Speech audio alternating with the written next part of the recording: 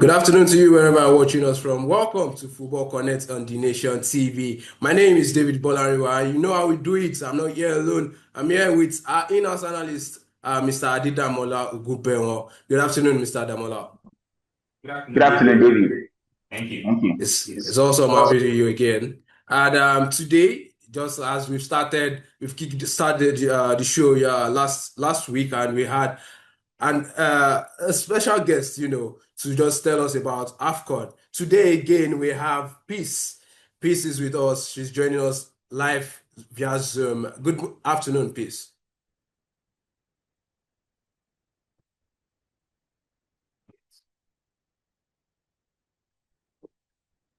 Good afternoon, Peace. Good afternoon to you. Thank you for having me. It's a great pleasure to be here to talk sports. Yeah, I'm super excited to be here, and thank you for having me, Single.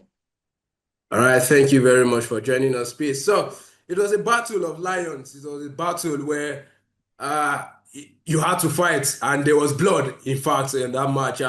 Talking about Senegal versus Morocco, and indeed, we have the new African champions, Senegal, crowned champions, beating Morocco, the host country, 1-0. There, goal scored by Pape Gueye. Let's start with that, Peace. Let's bring you in. Let's put you on the spot. Were you expecting that Senegal will win? Yeah, actually, I actually had them as my favorites to actually go all the way, honestly, because they are kind of like a level above every other African team right now. Of course, maybe Morocco, they have like probably the biggest name in football, one of the biggest names in football right now in Hakimi. But I think Senegal is like the epitome of what a football team should be like. They play together as a team, they all contribute. Sadio Mane does not make it all about himself. He makes sure it doesn't make it about him about scoring or about assisting. He just makes sure he does the bare minimum by helping his teammates as well. So it's like they play as a unit, as a collective effort. It's not like like everybody has to play to money or something like that. It's just about him just doing the basic thing by helping his teammates wherever they need him to do. In fact, I think Salomon is that kind of person that if you want him to play as a defender, he will without without questioning it, or as long as he's going to improve the team and make the team give them a higher chance of doing better or probably winning a competition. It's going to do anything, and we saw it absolutely. We saw exactly that. We saw how calm, how level-headed he was amidst the chaos, amidst the controversial decisions and the drama going on all at once. He remained calm. He remained focused. And of course, just have to give kudos to him. I expected them to. In fact, I was backing them. Somebody will say, okay, it's probably because of the Nigerian in me, because Morocco knocked Nigeria out of the semis, and then they progress to the finals. Yeah. But I think, yeah, I don't think that's because I just genuinely like Senegal, and I'm rooting for them at the World Cup as well. All right, so let me bring Adidamola in at this point. So, what were you thinking about that match? Were you expecting Senegal to go all the way to win that match, or were you seeing something a big difference? Were you expecting the glory of the host nation to triumph there in Morocco? Yes, I knew it was going to be a tough game, mainly because you are playing the host, and the host got to the final on the basis of a lot of let's say weird refereeing decisions now, and they had the advantage, they had the crowd in their favor, they had the issue with the ticket allocation as well to the opposition fans. So it felt like the whole stadium was going to be for Morocco, and then they were going to, you know, rear them on to the title. But unfortunately for them, Senegal stood fast, regardless of the situation where they were, the decisions, the goal ruled out, the penalty given late in the game. They were able to triumph still, regardless of all of that. And I think that shows, as Pete said, the brilliance of the team. Okay, now that you've mentioned some incidents that occurred in that match, let's start with the goal. Senegal scored a very wonderful goal right from the corner right there, but the referee blew for a foul initially, and we all know that once the foul has been called up by the referee, VAR can't intercept at that point. So was that a foul from you, Peace? And was it right to have ruled out that goal? No, definitely not. I don't agree with the decision. I think it was a soft one. In fact, I don't think it was a foul on Akimi at all. In the 91st minute, I believe that Akimi pushed him first. It was just a slight nudge, and then he went down. I think any other referee, would not have given that. It was so, so, so Mhm. soft, and it Mhm. was so unnecessary. But of course, and this is just something that we need to adjust, and we need to do better in Africa.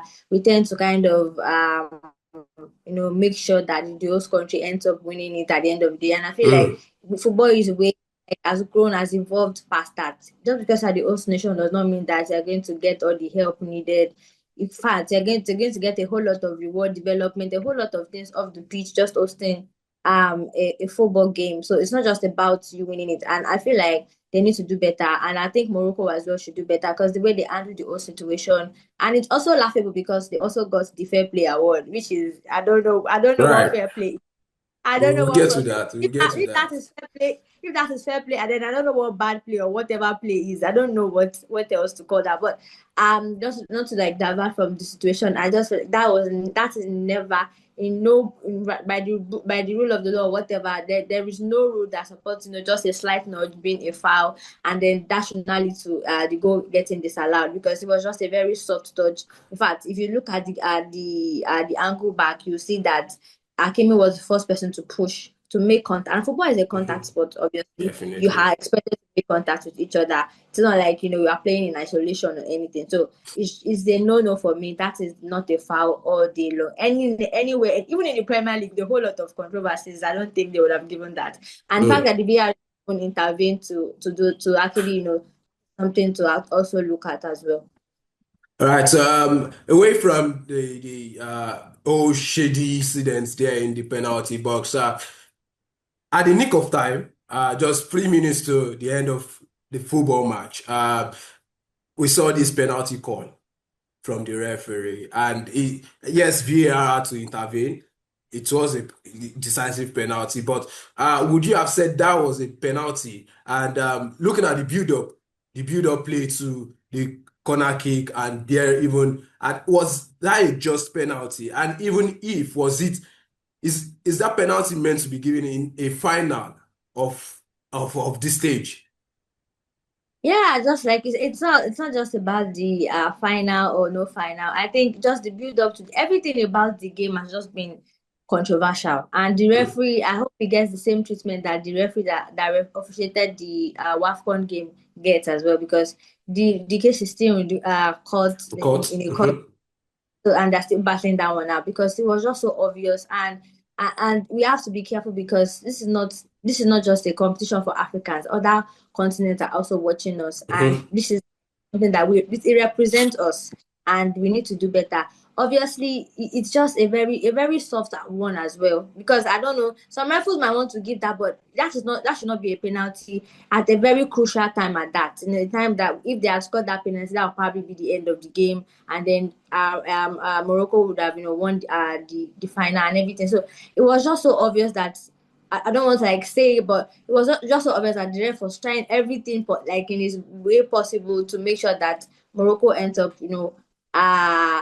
winning this thing, because it was just so controversial, and it was so obvious to see. And I think it's a really bad look, not just on CAF but also the refereeing body as well, as a whole lot of controversies even before the final, not just look at the Kevin Basiri yellow card also against Morocco again. So a whole lot of things that we actually need to improve on as Africans. For me, I will not be giving that as a penalty, and that was actually what kind of led to the frustration, the should I say the outburst from the Senegalese and the players and everything, and how they reacted that okay, we're not going to take this anymore, we're tired.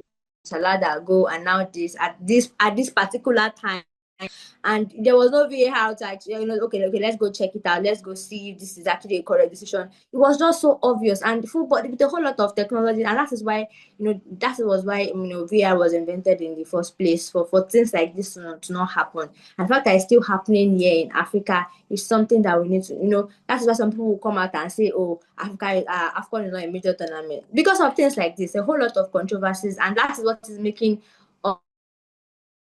knowing the importance of the final, the people that actually worked their socks off to get to this point, Senegal, and ended like to win it. This kind of the controversy is like kind of overshadowing, and the drama that happened kind of overshadowing the fact that Senegal actually tried their best. They did their best. Of course, both teams should have taken their chances, earlier in the game. Maybe that would have maybe we would not have witnessed a whole lot of things that happened later. But it's football. You're going to miss a lot of chances. But that's just beyond football. I feel like it's just about the officiating, the politics behind the sense that we actually need to improve on. This is not a traditional system where this person. This is like a system where everybody has the say, everybody can see visibly. There is no hiding place, and we just need to do better.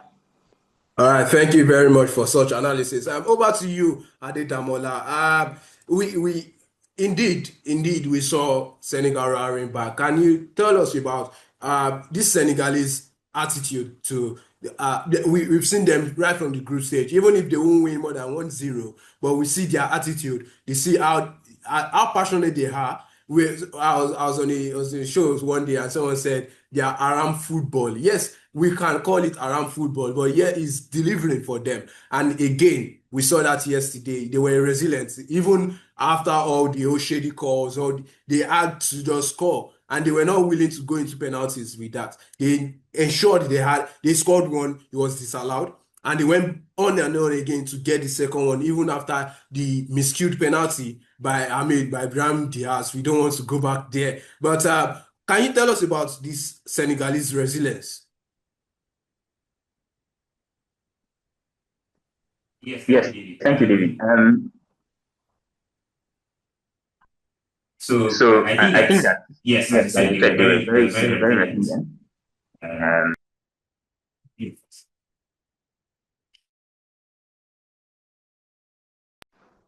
so they got back into the game regardless of whatever it is that they faced. They were able to get the goal. I think one of the things that helped them throughout this competition was that they were able to have a perfect mix of attack and defense. So you saw them against Egypt. It wasn't around ball they played them. They really beat the Egypt team. They took them out of the game. Mo Salah and Mamouche could not do anything, and they were overpowered. But in this Morocco game, they played in a more defensive structure, and they were able to stop the Morocco players. So I think they had that perfect balance of some games they're attacking, some games they're defensive. Is that pragmatism that their coach was really able to use, and they also had a lot of players that were useful. You had the likes of Nicolas Jackson, Sadio Mane, people that are well known in world football. So the Senegalese team were able to get back into the game in extra time. The first half of the extra time, they were able to get their goal. And I think scoring that goal guaranteed them the win because, as I said, they have a very strong defense. And they were able to shut out the Moroccans from getting into the game after that. And they went on from there to win the Afcon title.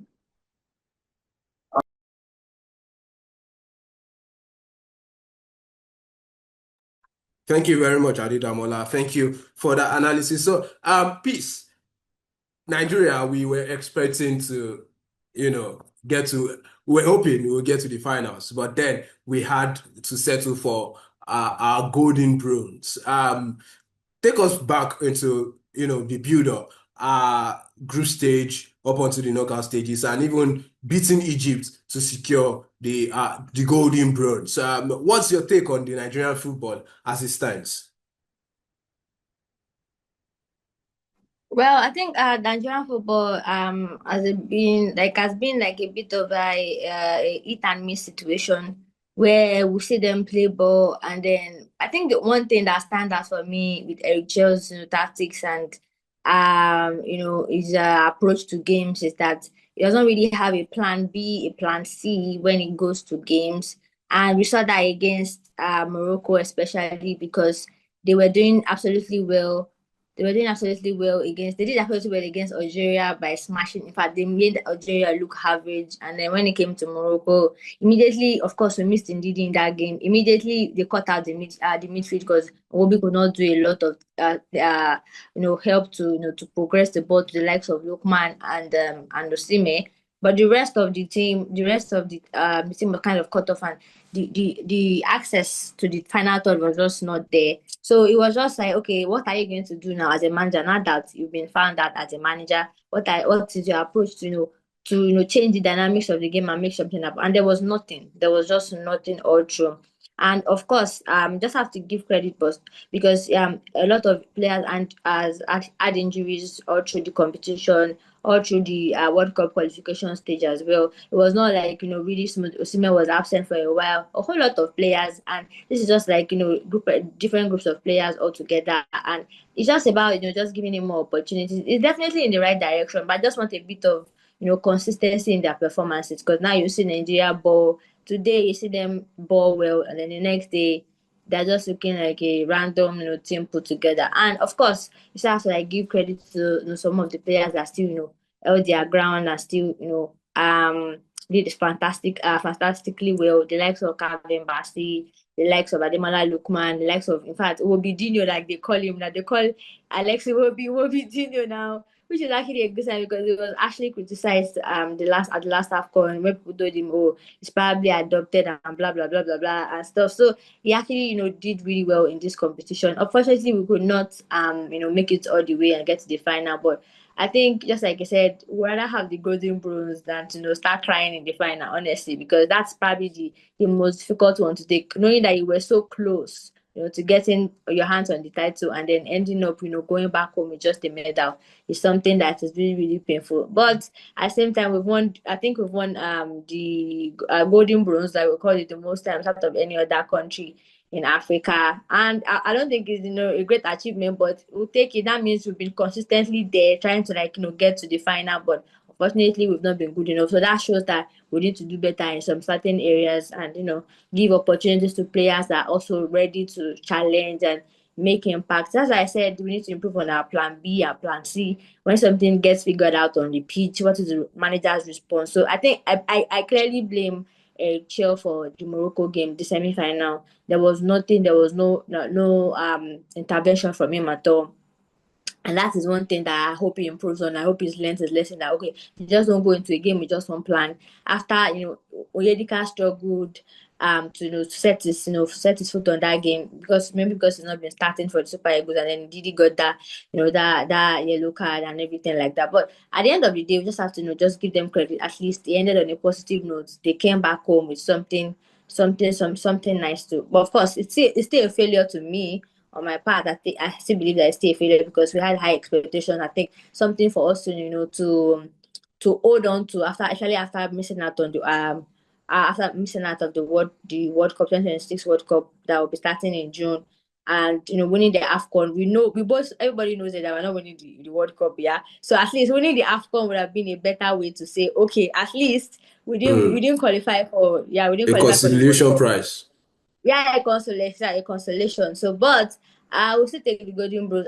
At least we didn't come home, empty-handed. There are other teams, other great teams like the likes of Egypt, Algeria, that went there and they came back with nothing. At the end of the day, it's just something to just hold on to. It was not the one we expected, but at least they came back with something. Ended on a positive note. Not entirely bad, but we'll take it like that. All right, we'll take our golden bros that way. So, Adedamola, there's been a lot of news growing around the Super Eagles corner, talking about the continuity of Eric Chell. Has Eric Chell surprised you? I mean, a bit of statistics right here. Eric Chell, apart from being beaten against Morocco, he has been consistent, having 12 victories in all official matches. He has not lost any official match until that of Morocco. Has he, in any way surprised you? Has he, or would you be giving him a ticket if you were the NFF president or in the NFF boardroom? Would you be passing your vote of confidence for Eric Chell there to continue the job as the gaffer for the Super Eagles? Yes, definitely, David. I think that Rachel has deserved the trust that NFF should give him to continue as the coach. I think the main issue being that he had some targets and objectives that he was supposed to reach, which was get to the World Cup, and win the Afcon. But he failed at both. But I would say that he failed, though he failed, there were some signs that this team can really succeed under him. One of those signs is that though we went to the final in the last Afcon, we were fully beaten by Ivory Coast. And so it didn't feel like we played well. It was discouraging. For most Nigerian fans, it felt like, the players did not really want the Afcon. But against Morocco, this tournament, it didn't feel like we were beaten. We were not completely beaten. We were not beaten in regulation time, actually. We were beaten in penalty shootout. So, and that feels like it's a bit more random. You can either lose or win a penalty shootout. That's more based on luck. But when it comes to actual football being played, this team has been wonderful in this tournament. Winning all their group stage matches, scoring the most goals in the tournament, also a very strong defense as well.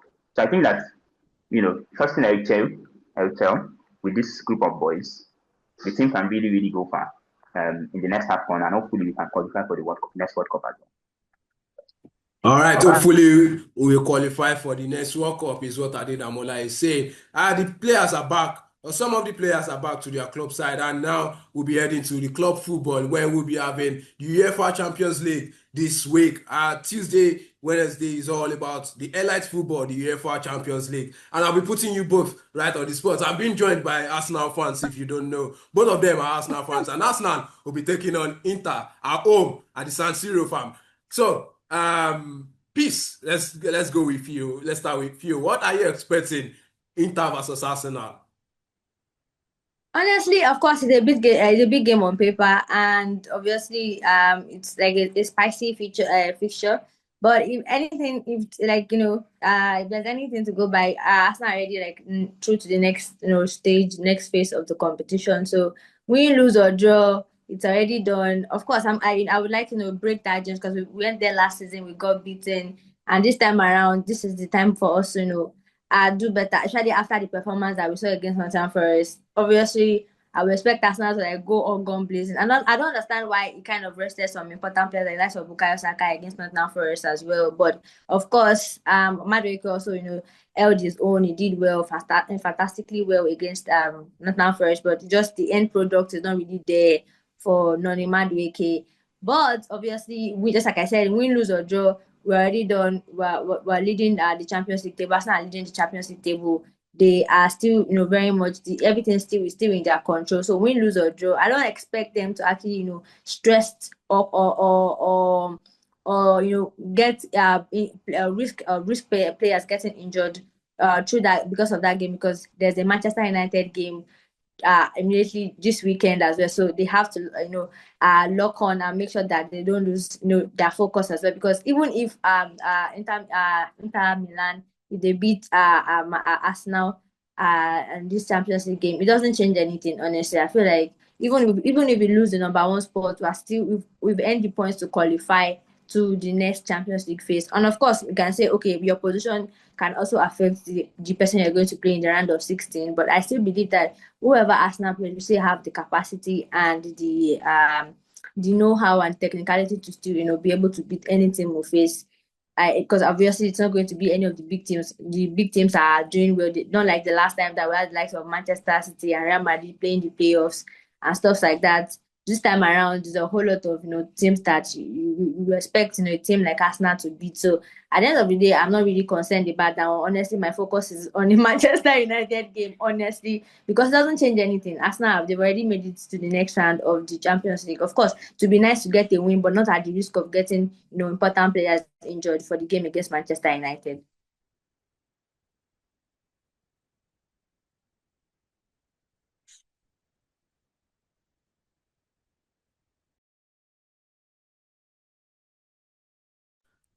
Peace. Are you saying Inter Milan will be a brush over for Arsenal? I mean, you said any team you are facing right now is it's just going to be a walkover since you even passed the threshold for the next phase. So, what's your scoreline going to be like, Peace? Well, I never said that, honestly. I never said. I only said that win, lose or draw for Arsenal, it doesn't really matter because we're already, next through to the next phase, the next round of 16 phase of the competition. We're the only team to achieve that feat, by the way.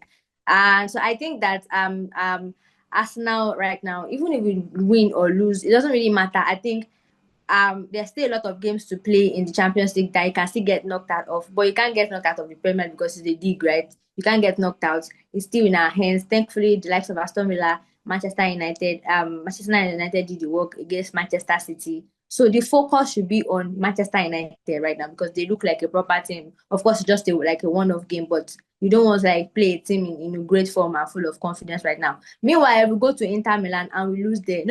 There's no shame going to the San Siro to lose. This is like a very hostile environment to go to, a very difficult ground, and we've not been successful there. So I'm not. What I'm saying is I don't have any expectations towards that game. My expectation is the game against Manchester United because that is where it actually counts. Because if we lose against Manchester United and then Manchester City wins that game, then it's going to make the title race really more difficult, and it's going to increase the pressure on Arsenal. So even if we win against Inter Milan, it still doesn't really change anything. We're still top of the Champions League. I think we're 3 or 4 points ahead of Bayern Munich in second, if I'm right. So I just believe that it doesn't really change any fact. So I think for me, my prediction would probably be a draw for Arsenal, maybe a 1-1 draw, or maybe a 2-1 win for Inter Milan. But I don't expect Arsenal to I don't expect Ateta to go on guns blazing and risk getting the likes of Declan Rice, important players for Arsenal, likes of Bukayo Saka, to get injured like that. So I would expect him to maybe not do a lot of rotation, but start some players, see what the shape of the game is looking like, and then if it looks like it's going to be a draw, obviously you take them out, then you replace them with other players that need minutes in the team. So there's no point in risking your players for a tournament that you've already like progressed to the next stage, because this is the Champions League. You can get to the round of season and get knocked out by anybody. But in the Premier League, you have a higher chance. You've never won the Champions League before, so I wouldn't expect you to risk, playing all your important players, and then one of them will not get injured, and then that will not be an excuse to losing against Manchester United. Thank you very much. So I asked what would be, you already said your scoreline is more likely a draw or a 2-1 win Yeah. for Inter Milan. Adedamola, I know you are a diehard Arsenal fan. So what would be your own scoreline? Yeah, I agree with most of what Chris said. I think she's right that you know the game doesn't really matter. Though we want to keep our 100% record because we won all our games in Champions League this season. But if you don't win, it's not the end of the world. We are 3 points above Bayern, so I think we'll probably be chasing a draw in that game. So I expect us to use our depth, to use the likes of Noni and Martinelli again, maybe start easy, and then chase a draw. But I think we can also win. It's not like Inter are a very spectacular team, so I think a win is possible for us. So I'm going to be predicting a win. I think we can beat them 2-0 easy. I had a feeling that you're going to pitch Arsenal to win, and let's just have it. We would see. We'll be here to watch the game, and Sporting Life will always cover every bit of the game, giving you every sporting update you require to feel among the moments. Here's where we'll be drawing the curtain today. Thank you, Peace, for joining us. Yeah, thank you for having me. It's been my pleasure. All right. Thank you, Adedamola, for joining us on the show. It's a regular face for you. Thank you again for being consistent today. Thank you, David. Thank you. It's been a good show. I've enjoyed most of the analysis as well. All right. Thank you very much.